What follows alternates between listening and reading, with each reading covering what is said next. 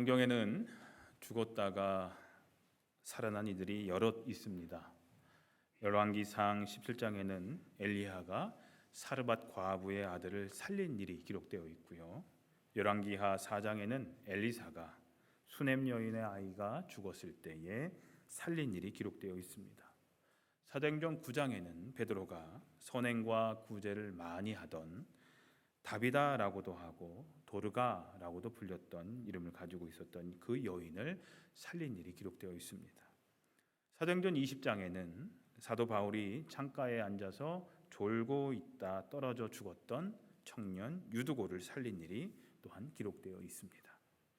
또 예수님이 십자가에서 돌아가실 때 무덤이 열리고 죽었던 자들이 살아났다라고 하는 마태복음 27장에 있는 기록도 있습니다. 예수님 자신도 죽음을 이기시고 다시 살아나셨을 뿐만 아니라 또한 예수님께서 이 땅에 계시는 동안 죽은 사람을 살리신 적도 있습니다. 총 3번이신데요. 먼저 회당장 야이로의 딸을 살리셨습니다. 그리고 죽은 지 나흘이나 지난 나사로를 살리신 일도 있습니다. 그리고 또 한 번은 오늘 본문에 나오는 바로 이 나인이라는 동네에 사는 한 과부의 아들을 살리신 일이었습니다. 이 세상에 위로가 필요하지 않은 사람은 단 한 사람도 없습니다. 정도의 차이는 있지만 우리 모두 각자의 아픔들을 가지고 살아가고 있기 때문입니다. 어떤 사람은 육신의 연약함으로 위로를 필요로 합니다. 외로움과 절망에 빠진 사람들도 많이 있습니다. 어그러진 인간관계로 인해 마음에 큰 상처를 받은 사람들도 많이 있죠. 직장에서 어려움 당한 사람들, 불경기에 허덕이면서 경제적으로 지친 사람들, 사업에 실패하여서 고민하는 사람들, 사랑하는 이들을 만나지 못해 외로움에 떠는 사람들, 이태원 참사나 고 이정은 집사님 경우처럼 사랑하는 이를 너무 갑작스럽고 또 허망하게 잃고서 깊은 슬픔에 잠겨 있는 사람들도 있습니다. 사랑하는 사람에게 배신감을 느끼며 괴로워하는 사람들, 신앙생활하다가 시험에 들어서 방황하는 사람들,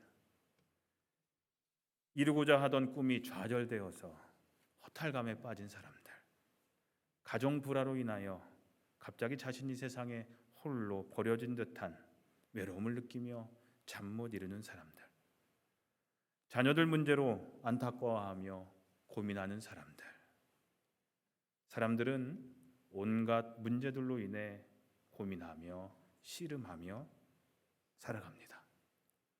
그러기에 사람들은 항상 누군가로부터 위로받기를 원합니다.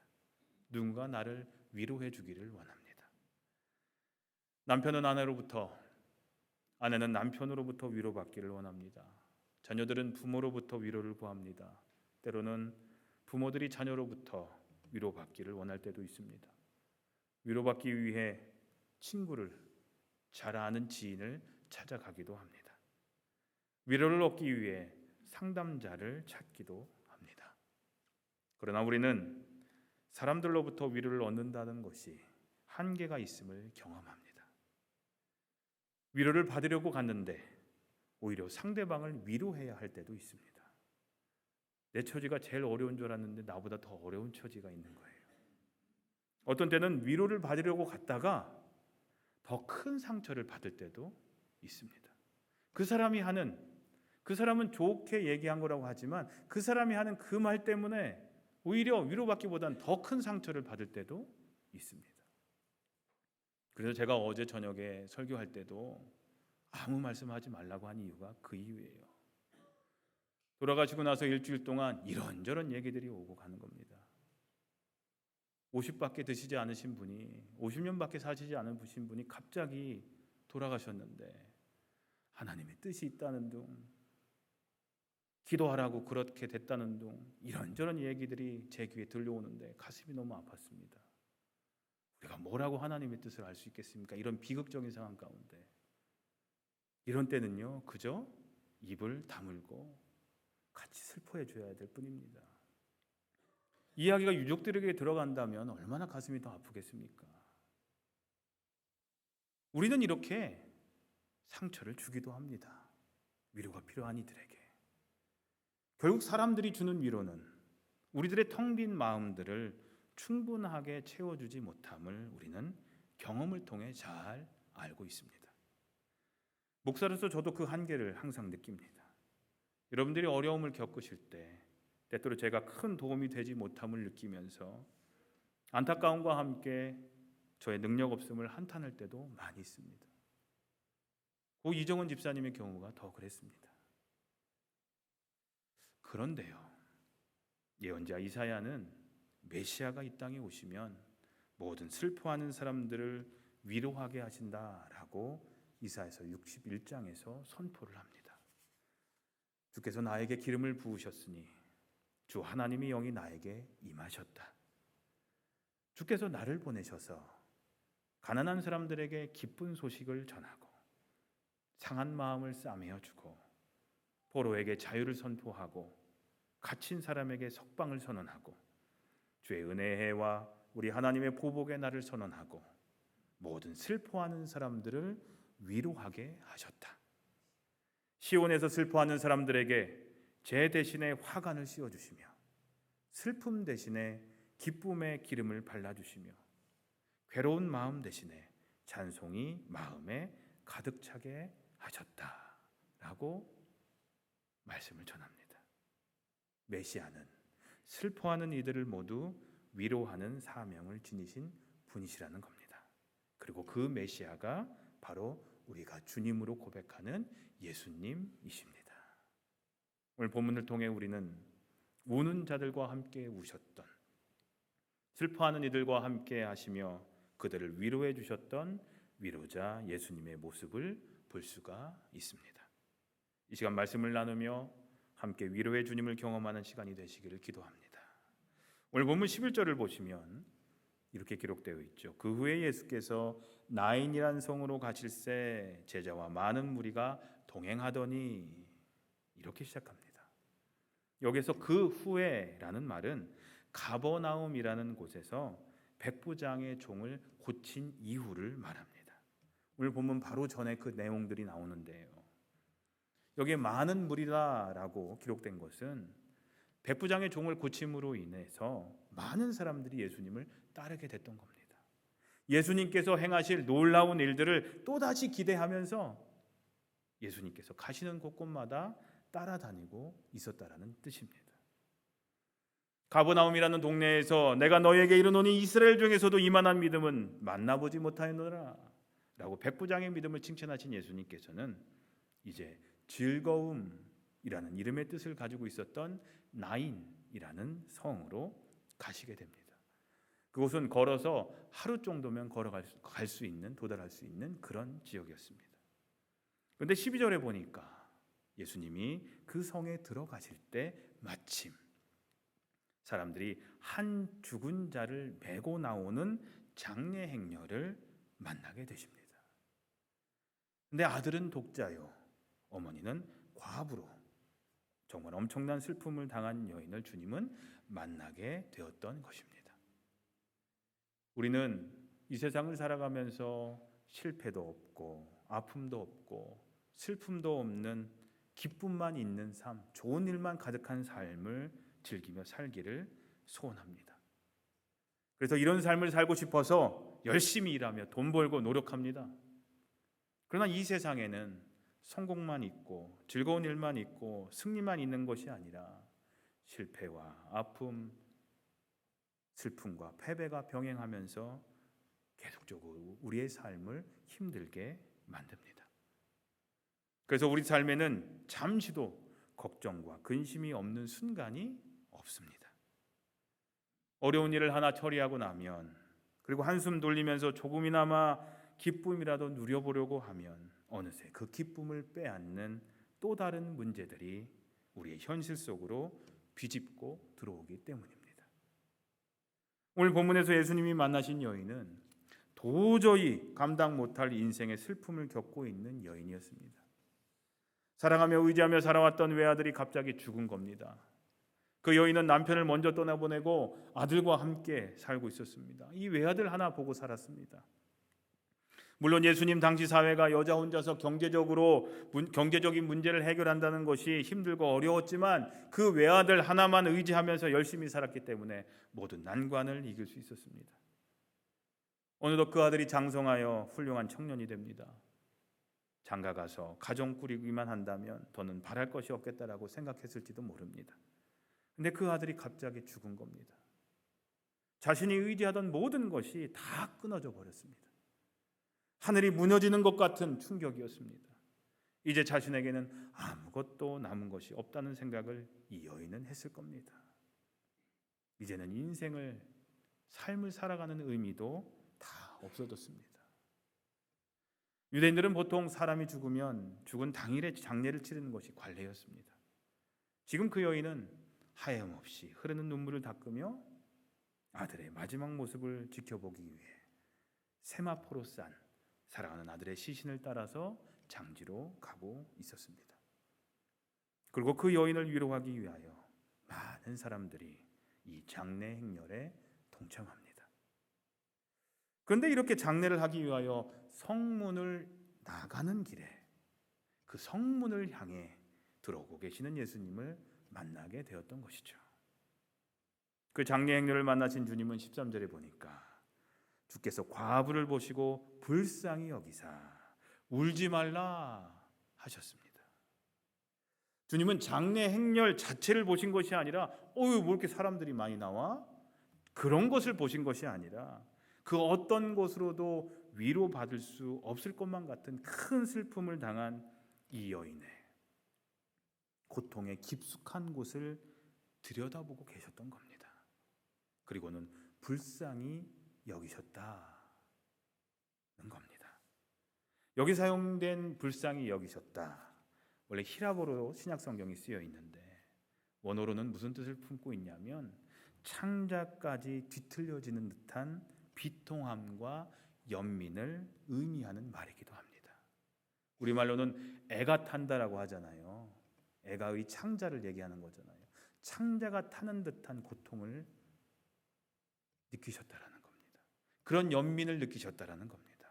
우리 애간장이 녹는다도 같은 의미인데 바로 창자가 뒤틀려지는 듯한 그 고통을 느끼셨다라는 거죠. 예수님이 그 여인을 보시고 창자까지 뒤틀려지는 듯한 비통함과 연민을 가지시고 그 여인의 슬픔에 동참하셨다라는 겁니다. 사랑하는 성도님들, 이처럼 주님은 지금도 우리가 고통당할 때 우리를 외면치 않으신다는 사실을 믿으시길 바랍니다. 우리의 고통을 아예 못 느끼시는 하나님을 우리가 믿는 것이 아니잖아요. 우리와 같은 몸을 입고 이 땅에 오셔서 온갖 고통을 다 겪으신 예수님이 우리가 믿는 주님이시잖아요. 우리가 당하는 고통, 슬픔, 주님도 다 느끼시고 계시다라는 사실입니다. 우리 주님은 우리의 고통을 다 보고 계시며 우리를 위로하시고 우리에게 새 힘 주시기를 원하심을 또한 믿으시기를 바랍니다. 지금 여러분들의 어려움, 여러분들의 슬픔은 무엇입니까? 우리 사랑의 주님이 우리를 불쌍히 여기시고 우리를 위로해 주시기를 간절히 기도합니다. 다 같이 우리 옆에 분들하고 이렇게 인사 나누셨으면 좋겠습니다. 주님께서는 우리의 사정을 다 아십니다. 주님께서는 우리의 사정을 다 아십니다. 주님께서는 우리의 사정을 다 아십니다. 이렇게 과부를 보시고 불쌍히 여기셨던 주님은 극도의 슬픔, 창자가 뒤틀려지는 듯한 연민을 느끼시면서 모든 것을 다 포기하고 마냥 슬퍼하는 그 여인을 향해 말씀하십니다. 울지 말라. 원망도 하지 못하고 그저 눈물만 흘리고 있는 이 여인에게 주님은 울지 말라고 하십니다. 그런데 주님께서 울지 말라고 하신 말씀은 단지 위로의 말씀이 아니었습니다. 사람은요, 울지 말라고 하는 것이 위로의 말이죠. 그죠? 여러분들도 그냥 위로의 말이에요. 울지 말라. 근데 예수님에게는요, 위로의 말이 아니었습니다. 울지 않아도 될 상황으로 만드시겠다라는 의지의 표현이셨습니다. 내가 울지 않게 해줄게 라는 주님의 말씀이셨습니다. 우리는 한계를 가지고 있어서 마음으로는 원하고 말로는 표현할 수 있지만 실천할 수 없는 일들이 너무나 많습니다. 그러나 예수님은 능력에 한계가 없는 분이십니다. 믿으십니까? 그러므로 우리 주님이 염려하지 말라 하시면 우리는 더 이상 걱정할 필요가 없습니다. 주님의 능력으로 넉넉히 해결해 주시기 때문입니다. 우리 주님이 두려워하지 말라 하시면 우리는 더 이상 떨 필요가 없습니다. 그분이 이미 승리를 예비해 놓으셨기 때문입니다. 장성도님들, 우리 주님은 그 누구도 외면하지 않으십니다. 예수님에게는 우리의 학력의 높고 낮음, 재물이 많고 적음, 오래 믿고 처음 믿고가 문제가 되지 않습니다. 우리의 과거를 가지고 우리와 예전에 어떻게 살았든지 그걸 갖고 문제 삼지도 않으십니다. 주님은 우리의 지금 있는 모습 그대로를 사랑하십니다. 그리고 우리 마음속에 있는 그대로의 아픔과 슬픔을 바라보고 계십니다. 주님은 여러분의 고민을 아십니다. 주님은 여러분들의 무거운 짐을 다 알고 계십니다.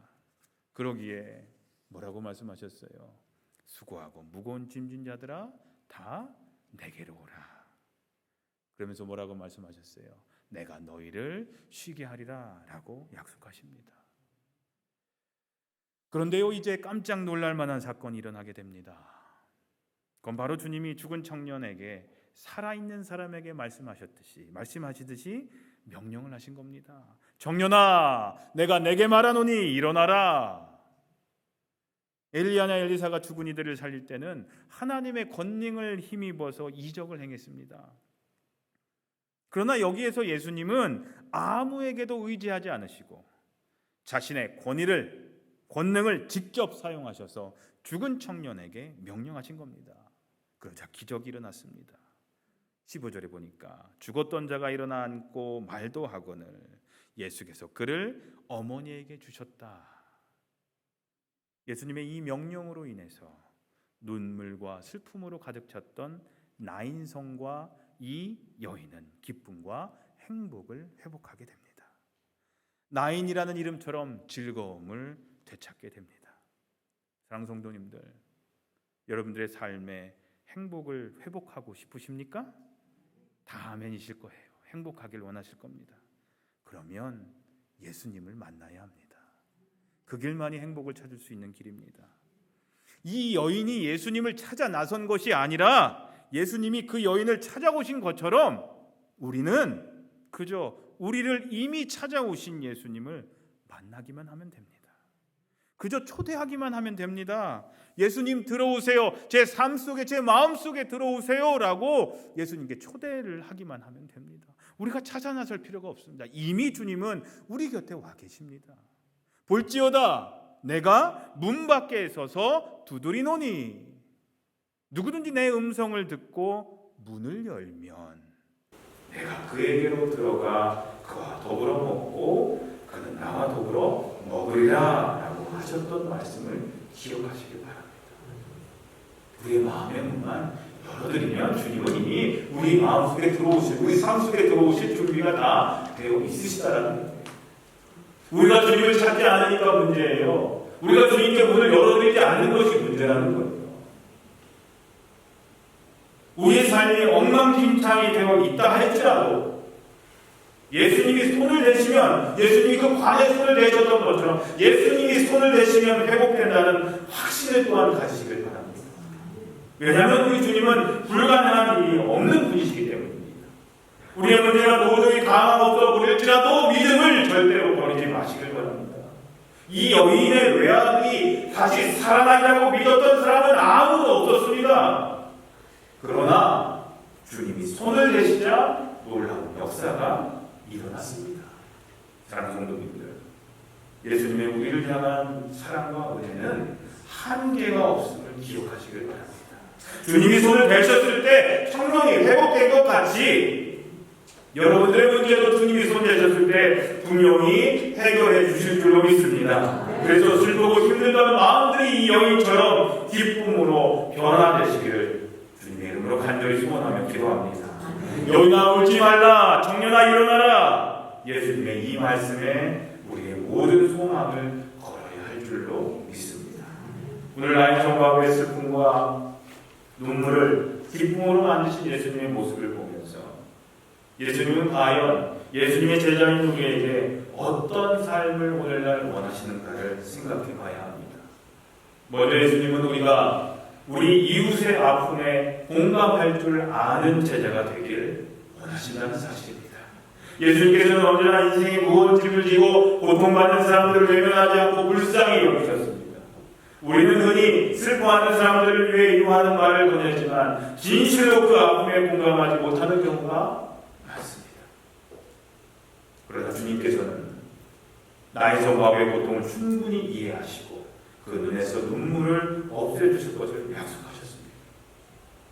예수님이 걸어가신 그 길을 따르는 우리도 어려운 일을 당한 이웃을 향해 진실로 그 아픔에 공감하며 같이 눈물을 흘리며 그 사람의 아픔을 내 것처럼 가슴에 품고 기도하고 위로하여 줄 때 비로소 우리는 진정한 예수 그리스도의 제자라고 할 수 있는 겁니다. 오늘 제목과 같이 우는 자들과 함께 울 줄 알아야 한다는 남 일 보듯이 나랑 상관없더라고, 나랑 친하지 않다고, 나랑 별로 가깝지 않다고 남의 보는 것처럼 생각하는 것이 아니라 내 일처럼 가슴 아파하며 함께 울어줄 줄 아는 사람들이 진짜 예수님이 찾으시는 제자라는 겁니다. 또한 예수님은 우리가 예수님의 제자로서 말뿐만이 아니라 따뜻한 사랑의 손길을 가지고 이웃을 향한 사랑을 나타내기를 원하신다는 사실입니다. 예수님은 어디를 가시든지 사람들을 사랑하는 마음으로 그가 비록 문둥병일지라도 진물이 질질 흐르는 문둥병일지라도 만져주시고 안수하여 주시고 축복하심으로 기적을 이루셨습니다. 요즘 사람들 접촉하는 거 싫어하죠. 그렇죠? 요즘 같은 경우는 더 그래요. 그러나 예수님께서는 어려운 자들을 멀리하지 않으시고 사랑으로 만져주셨습니다. 만져주심으로 그들의 마음의 상처까지도 치유해 주셨습니다. 사랑과 관심이 필요한 우리 교우들, 이웃들, 상처받은 이들, 소외된 이들을 눈을 들어 어깨를 두드려주며 또 안아주면서 사랑으로 감사드릴 줄 알아야 합니다. 예수님 행하신 대로 우리가 따뜻한 그 손길을 우리의 이웃을 향해 펼칠 때 비로소 우리는 진정한 예수님의 제자라고 할 수 있을 것입니다. 사랑하는 성도님들, 예수님께서는 가장 비참한 처지에 놓인 이들을 찾아가셔서 위로하시고 변화시키셨고 회복시키셨고 그리고 다시 살리셨습니다. 우리도 예수님처럼 예수님의 이름을 가지고 우는 이들과 함께 울면서 우리 이웃의 아픔에 진심으로 공감하고 사랑의 손길을 내밀 때 분명 오늘 본문에 여인에게 일어났던 예수님의 그 기적과 같은 일이 우리 삶 속에도 우리 배단위에도 우리 이웃들에게도 분명히 일어나게 될 줄로 믿습니다. 사랑하는 성도님들, 우리의 희망은 오직 예수님이십니다. 우리의 희망은 오직 예수님 한 분밖에 없습니다. 기도하겠습니다. 하나님 아버지께서 저희에게 관심을 갖고 계심을 믿습니다. 특별히 저희 마음의 아픔과 고통에 반응하심을 믿습니다. 저희의 눈물을 주목하여 보심을 믿습니다. 상실로 인해 슬퍼하는 이들, 실패로 좌절하는 이들, 무언 짐지고 쓰러진 이들에게 주님은 긍휼의 마음을 가지고 관심을 집중하심을 믿습니다. 저희 작은 신음에도 귀 기울이고 계심을 믿습니다. 그 하나님의 사랑으로 위로받게 하시고 그리고 하나님께 받은 그 위로를 우리 이웃들에게도 전하게 해 주시옵소서. 주님, 우는 자들과 함께 울게 해 주시옵소서. 예수님의 이름으로 기도합니다. 아멘. 이 시간 우리 봉헌하는 시간 갖도록 하겠습니다.